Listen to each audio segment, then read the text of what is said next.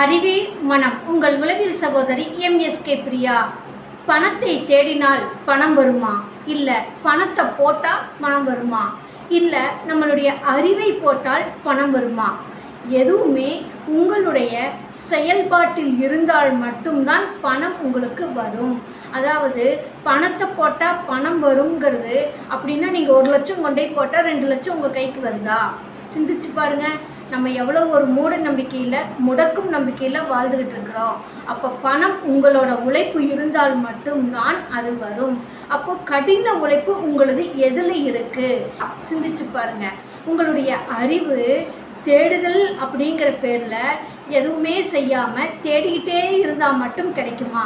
அதனால தான் நாங்கள் சொல்கிறோம், உங்களோட அறிவு பாதை எதுக்கு வேலை செய்தோ அதுக்கு தான் உங்களுடைய வளர்ச்சி இருக்கும். அப்போ பணத்தை போட்டால் பணம் வராது, பணத்தை தேடினா பணம் வராது. உங்களுடைய உழைப்பு இருந்தால் மட்டும்தான் பணம் வரும்.